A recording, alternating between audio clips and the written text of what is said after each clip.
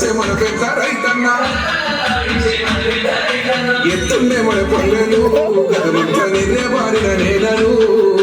ఏడేళ్ళ ఈ పొద్దులో చిగిరిచ్చే మెల్లగా మన బతుకులు ఒక్క మనసని వాడు ఒక్క గుండెల వాడు బంధువులా కదిలినాడు అక్కడొచ్చే పనులు ఒక్కొక్కటే చేస్తూ రెక్కలు తొడుగుతున్నాడు తల్లి కంచంలోన పెరుగన్నమైనాడు అందరిని ప్రేమించే మన చంద్రశేఖరుడు.